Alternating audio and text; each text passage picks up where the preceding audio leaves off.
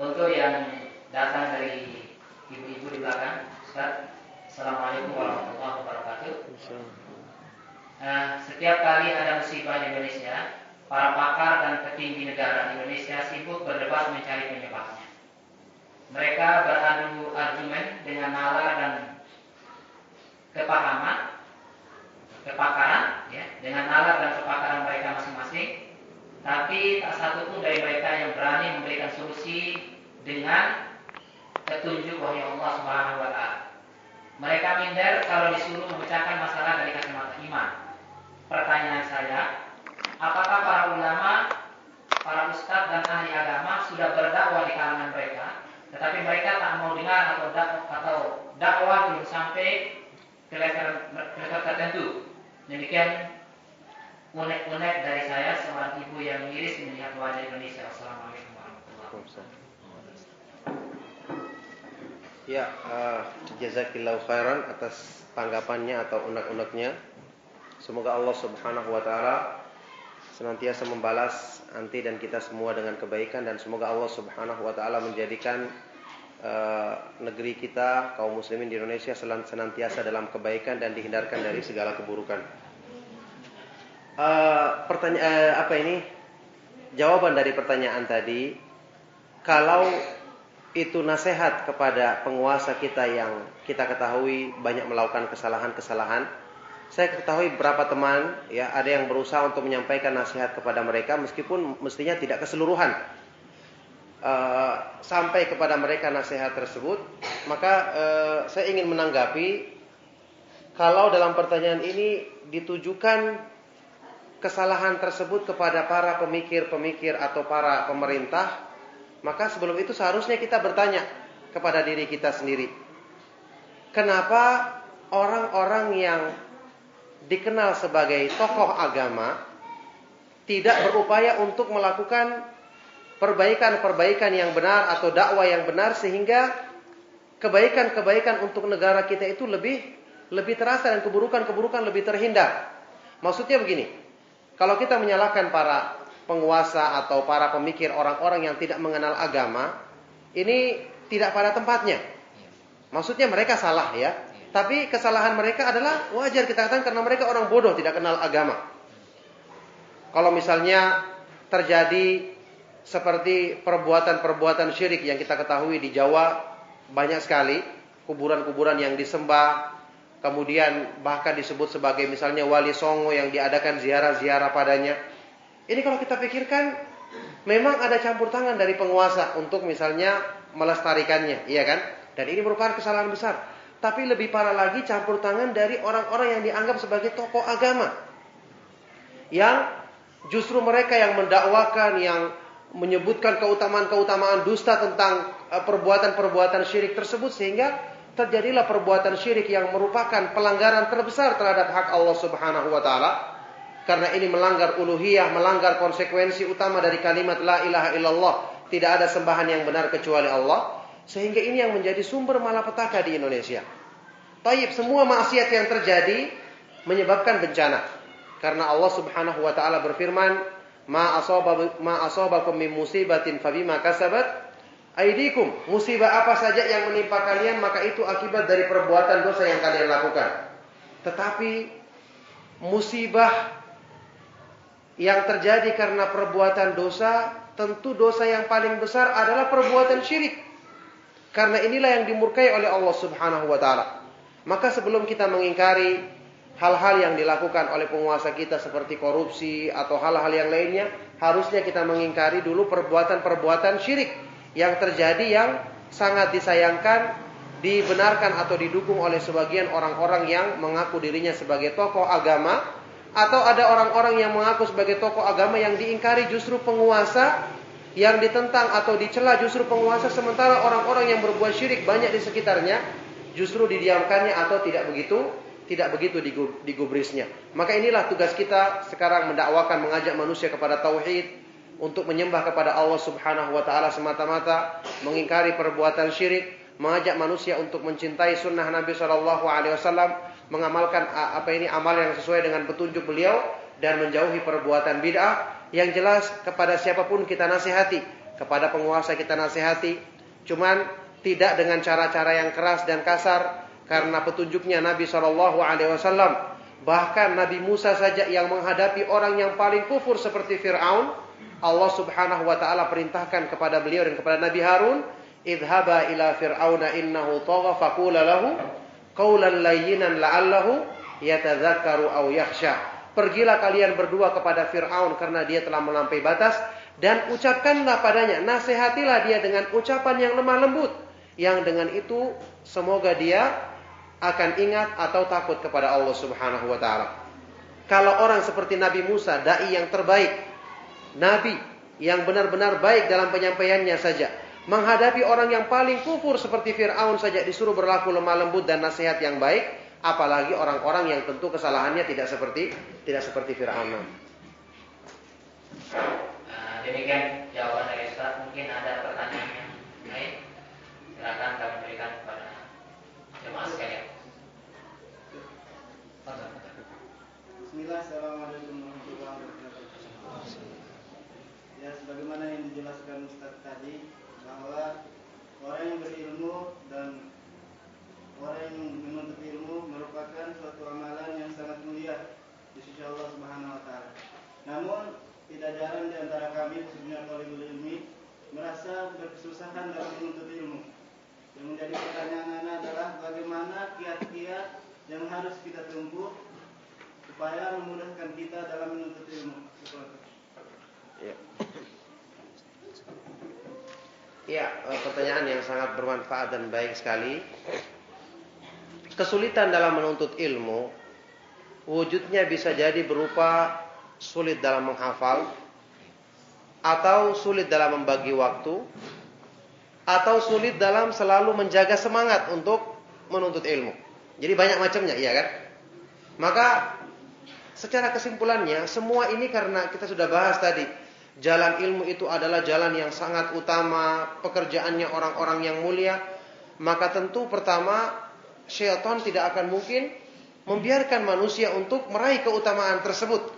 Semakin besar satu jalan, semakin besar satu keutamaan dalam Islam yang mendekatkan diri kita kepada Allah, maka semakin besar pula godaan syaitan dan upayanya untuk memalingkan manusia dari jalan tersebut. Rasulullah SAW bersabda, Inna syaitana yaq'udu libni Adam bi'atrukihi kulliha. Sesungguhnya syaitan akan duduk menghalangi manusia dari semua jalan-jalan kebaikan yang akan dilaluinya. Maka ini godaan syaitan. Kemudian ketika dikatakan tadi orang-orang yang mempelajari petunjuk para nabi adalah pewarisnya para nabi, ini berarti apa? Berarti mereka mewarisi ilmunya para nabi, mewarisi kedudukannya dalam artian yang menggantikan tugas mereka mempelajari dan menyebarkan kebaikan kepada umat. Juga harusnya mereka mewarisi kesabarannya para nabi, karena para nabi itu dengan kedudukan mereka yang paling tinggi di hadapan Allah, mereka memiliki cobaan yang paling besar pula di jalan Allah Subhanahu wa taala. Dalam hadis sahih riwayat Tirmidzi dan Imam Ahmad dan yang lainnya, Rasulullah SAW bersabda, "Asyaddun nasi bala'an al-anbiya'u tsummal amsalu fal amsalu yubtala ar-rajulu ala hasabi dinihi fa in kanat fi dinihi salabatun ishtadda bala'uhu wa in kanat fi dinihi riqqatan ubtuliya ala hasabi dinihi." Orang yang paling besar cobaannya di jalan Allah adalah para nabi, kemudian orang-orang yang setelah mereka dan orang-orang yang setelah mereka. Masing-masing orang diuji sesuai dengan kekuatan agamanya. Kalau agamanya itu kuat, imannya kuat, akan besar cobaannya. Kalau lemah, maka diberikan ujian-ujian yang sesuai dengan kelemahan imannya. Makanya ujiannya penuntut ilmu jelas besar. Mulai dari bagaimana dia tetap konsentrasi, tetap semangat, ini ujian besar baginya. Dia sudah semangat, teman-teman di sekitarnya tidak semangat, maka dia pun terpengaruh. Mulai dari kesulitan menghafal misalnya, mulai dari kesulitan dalam hal membagi waktu, ini merupakan ujian.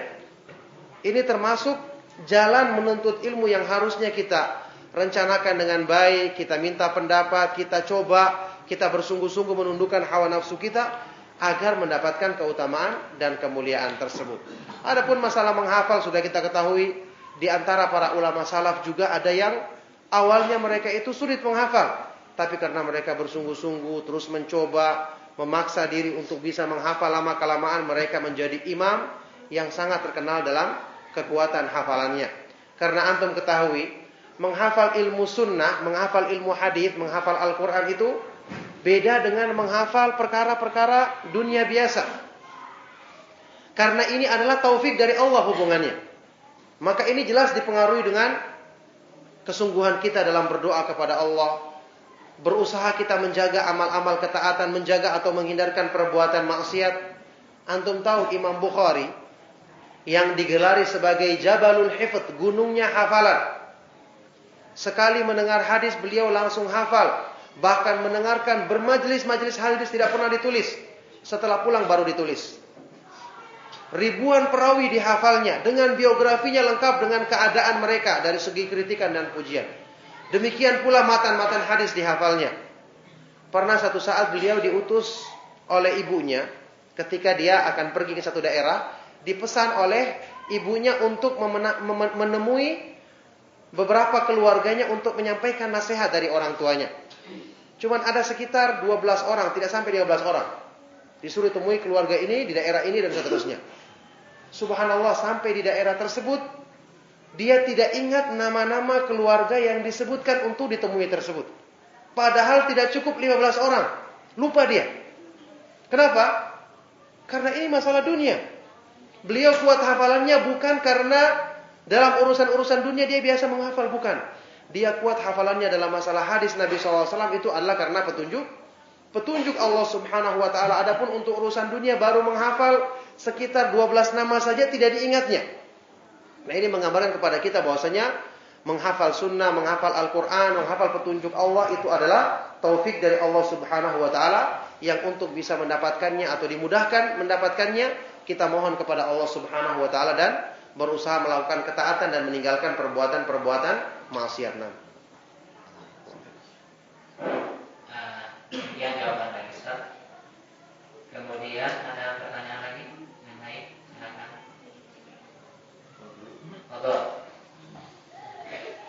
Kalau tidak ada mungkin pertanyaan dari saya Ustaz terkait dengan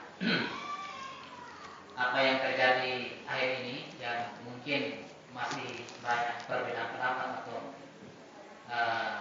masih terjadi perselisihan di kalangan orang Islam tentunya, yaitu adanya kedatangan Irsyad Manji sebagaimana yang ada di berita. Nah, kita lihat ya memang ajaran yang dibawa oleh Irsyad Manji itu merupakan ajaran liberal yang memberikan kebebasan sebebas-bebasnya yang ada dalam buku beliau, yaitu Allah, Liberty, dan apalagi satu Allah, Love and Liberty itu bukunya. Sana menyebutkan bahwa laki-laki boleh nikah sama laki-laki gitu.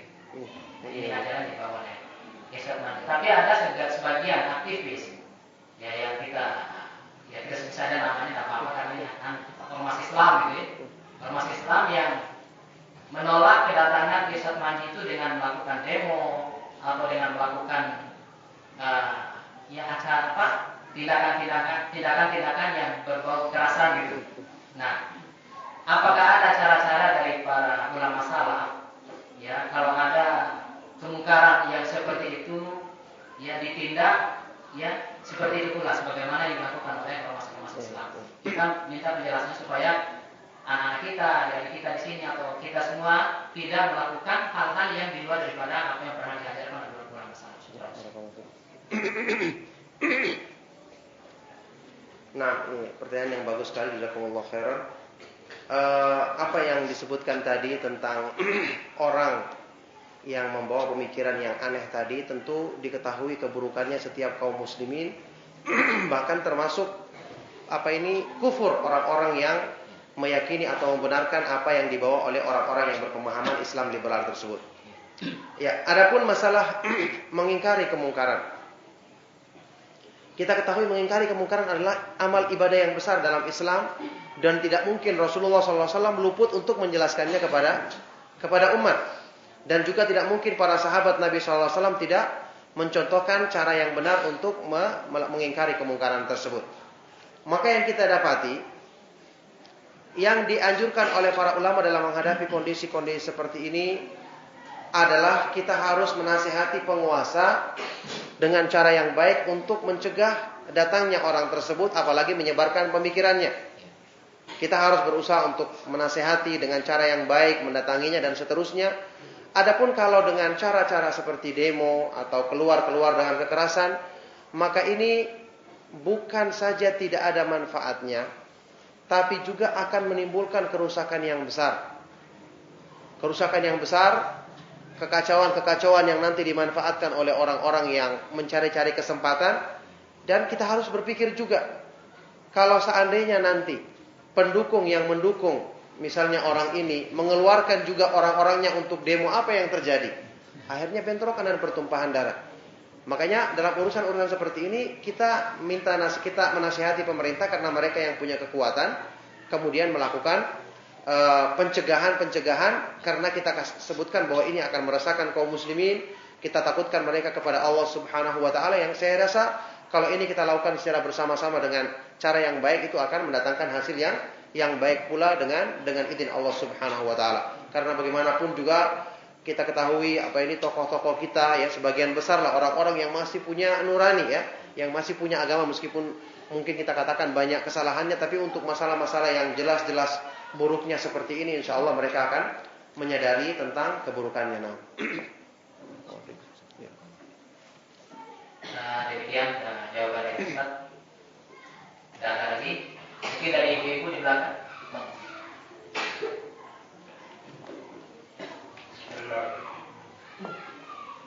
Saya mau tanya, zaman para salafus saleh kemudian terus berlanjut, lahirlah para imam-imam penegak sunnah yang pada saat ini alhamdulillah terus berjalan. Ya, para imam-imam dengan hujjah-hujjahnya mampu untuk memberikan jawaban terhadap persoalan yang hidup pada zaman. Maka pada saat ini kita berhadapan dengan berbagai macam perkembangan yang mestinya hujjah-hujjah dalam seluruh aspek kehidupan yang mampu kembali kepada para salafus saleh. Artinya pendidikan berkembang, budaya, sosial, politik, psikologi, dan berbagai macam jawaban-jawaban yang semuanya kita hujjah dengan hujjah Al-Quran dan As-Sunnah akan mampu memberikan pencerahan. Kalau ada hubungannya dengan konteks sosial, maka sosial secara Islam. Kalau itu hubungannya dengan psikologi, maka kita memiliki konsep-konsep psikologi Islam. Kalau itu hubungannya dengan pendidikan, kita dengan konsepsi yang bersumber kepada Al-Quran dan As-Sunnah. Kalaulah dulu ada Imam Ibnul Qayyim, termasuk ada hubungannya dengan pakar-pakar pendidikan, Imam Ibn Taimiyah dengan kembali pada Al-Quran dan As-Sunnahnya dan mampu memberikan pencerahan dalam berbagai macam persoalan kehidupan di zamannya, sampai kitab-kitab Ilyasa yang merupakan sumber daripada hukum-hukum di zaman itu juga mampu diberikan suatu jawaban oleh Imam Ibn Taimiyah.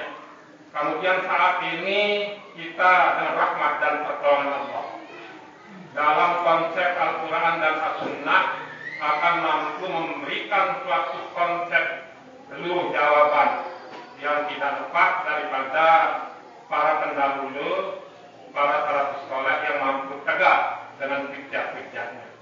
Jadi yang ingin kita tanyakan, figur-figur yang kita harapkan seperti Imam Ibn Taimiyah, Imam Ibnul Qayyim, dan para pelanjut-pelanjutnya yang mampu secara universal menjawab seluruh tantangan zaman, mampu berhadapan dengan apa yang berkembang saat ini, yang semuanya kita kembalikan pada Al-Quran dan As-Sunnah.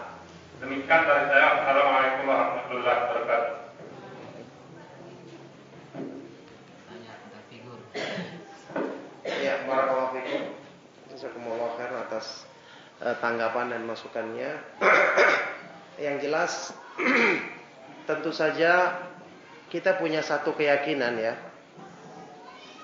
yang diterangkan oleh para ulama, seperti Ibnu Qayyim sendiri mengatakan, innal ahda kullama kana li sunnati aqraba kana shawabu aglaba, ya. Satu masa itu semakin dekat dengan masanya sunnah, kebenaran pun semakin dominan, ya. Semakin jauh dari masanya sunnah seperti kita-kita ini, maka kebenaran pun juga semakin lama ya semakin kecil, ya, semakin banyak dikuasai dengan kebatilan. Makanya untuk saat-saat seperti ini yang kita bisa lakukan adalah saddidu wa qaribu, ya, ini berusaha untuk mendekati kebenaran, berusaha untuk melakukan apa yang kita mampu. Seperti saat ini kita mendirikan pondok pesantren, mendidik anak-anak kita mengamalkan sunnah.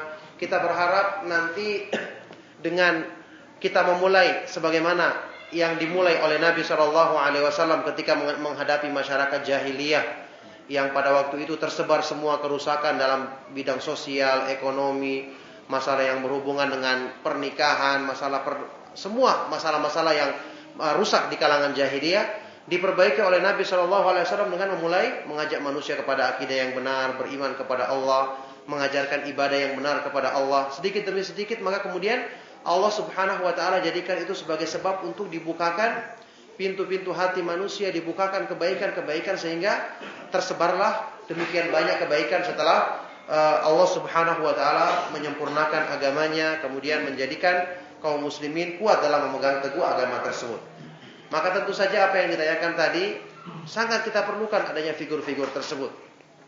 Dan tidak lain karena kita mengetahui keutamaan ilmu sunnah dan pewaris para nabi adalah orang-orang yang terbaik, sampai disebut tadi oleh Ibnu Qayyim mereka adalah pimpinannya para wali-wali Allah. Tentu tidak lain kita harapkan figur-figur tersebut adalah dari orang-orang yang mendalami ilmu sunnah Nabi SAW, dari antum-antum atau dari muridnya antum-antum di sini yang akan lahir figur-figur tersebut. Adapun yang saat ini kita saksikan dengan pemahaman ilmu sunnah dari para ulama kita yang ada di zaman sekarang, mau tidak mau kita akan mengakui mereka adalah orang-orang yang mendalami ilmu hadis Nabi SAW, seperti yang telah meninggal dunia misalnya Syekh Muhammad Nasiruddin Al-Albani, kemudian Syekh bin Baz, kemudian Syekh Ibnu Utsaimin, Muhammad bin Shalih Al-Utsaimin. Kita baca buku-buku mereka, selalu mereka berdalil dengan sunnah, pemahaman para sahabat. Meskipun kita ketahui mungkin kita anggap ada pendapat mereka yang salah, tapi kebenaran dan cahaya sunnah jelas dari sikap-sikap mereka, pendapat-pendapat mereka dan pernyataan-pernyataan yang mereka ucapkan. Kemudian alhamdulillah sampai saat ini para ulama yang mengajarkan ilmu sunnah kutubus sittah seperti di Madinah, Syekh Abdul Muhsin Al-Abbad mengajarkan Sahih Bukhari, Sahih Muslim dengan pemahaman yang benar. Kemudian kutubus sittah yang lainnya, Sunan Tirmidzi, Abu Dawud, Ibnu Majah, Sunan Nasa'i diulang lagi dan menjelaskan kitab-kitab akidah Ahlussunnah wal Jamaah di sela-sela itu dalam daurah-daurah juga bermanfaat. Dan alhamdulillah rekaman-rekaman kaset mereka bisa kita dapatkan. Yang jelas tentu kita harapkan ya dari pendidikan yang antum adakan saat ini di pondok ini maupun di pondok-pondok pesantren lainnya yang mempelajari Al-Quran dan Sunnah dengan pemahaman yang benar dari para sahabat dan orang-orang yang mengikuti jalan mereka dengan baik, kita harapkan akan lahir figur-figur tersebut yang akan berperan di masyarakat, yang dengan ilmu mereka akan bisa menilai dan menyikapi perkembangan zaman yang ada, perkembangan adat istiadat yang ada untuk dibawa kepada hukum Islam yang benar. Dan ini alhamdulillah telah dimulai oleh beberapa ikhwan kita yang saya kenal, ya, beberapa teman kita yang tamatan Madinah misalnya S3, ada yang menyoroti tentang masalah perbankan syariat yang ada di Indonesia, yang kemudian diterangkan bagaimana penamaan syariat tersebut ternyata masih banyak hal-hal yang menyimpang, tentu dengan tujuan untuk nasihat dan perbaikan agar menjadi yang lebih baik lagi dan bisa dimanfaatkan oleh kaum muslimin tanpa melanggar syariat Allah Subhanahu wa taala. Maka ini upaya-upaya yang dilakukan dan kita berharap nanti dari pondok antum akan lahir figur-figur tersebut yang akan memberikan manfaat dengan ilmu mereka untuk menghadapi tantangan zaman dengan izin Allah Subhanahu wa taala. Barakallahu fikum.